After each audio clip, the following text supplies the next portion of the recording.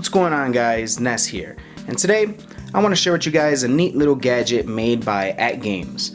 Now what you guys see in front of you is AtGames' rendition of a Sega Genesis clone console. Now what makes this clone console unique is that it comes with 80 ROMs already built inside the system, as well as supporting Sega Genesis cartridges.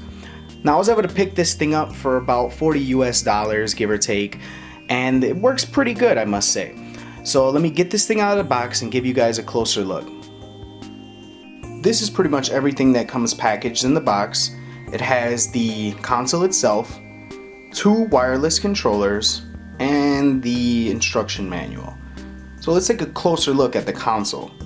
Now the console itself, as you guys have probably already noticed, is very small, which is pretty much what drew me to this item to begin with. I liked the idea of having a really small Sega Genesis that I could kind of place anywhere. Now looking at the console, right on the top you have an on-off button and a menu button. The menu button will take you back to basically the menu where you can select your ROMs and whatnot. The back of the console, you have your DC 9-volt port, 1 video port, and 1 audio port. Yeah, the console doesn't support stereo for some reason. And right here is the slot for your Sega Genesis cartridges. And a plus, a big bonus, is on the front.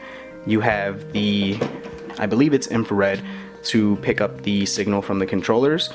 And you have 2 ports so you can actually use your real Sega Genesis controllers. Now probably the most major setback with this console are the controllers that come with it. They feel really cheap and are almost unusable. The buttons feel flimsy, they feel like they're about to break apart in your hands, and the infrared sensor on the top of the controller only works if you have it in like perfect alignment with the console, which makes for a very frustrating experience. Fortunately, the console actually lets you plug in your real Sega Genesis controllers and play the console that way.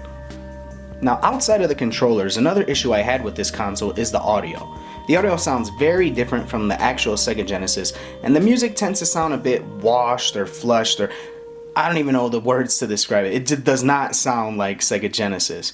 But other than that, it's very playable, and I'm gonna hook it up, give it a test run, and you guys can see for yourself. Here's the menu where you select your game. The unit doesn't actually have 80 games built in. There's quite a bit of homebrews and made-up games just thrown in the mix.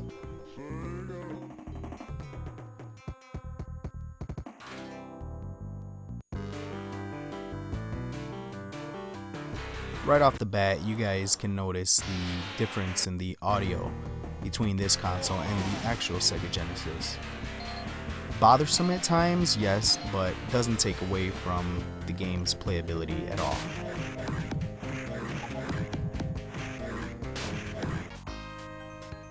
Now, what Sega Genesis clone console would be complete without a Sonic game or two? Once again, you guys have noticed the audio, but the gameplay seems to be pretty well intact.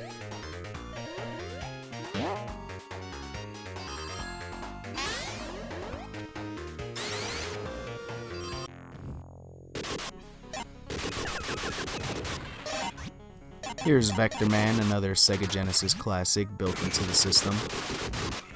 Running pretty good, I must say.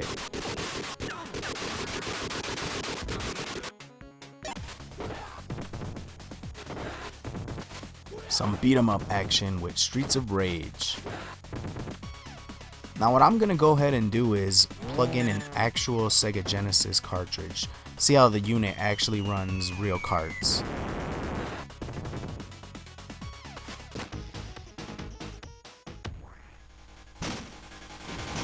The game I chose to go with is Contra Hardcore because it seems to be a pretty fast-paced game, and I want to see how the system actually holds up the speed. And to me, it seems to be holding up pretty well.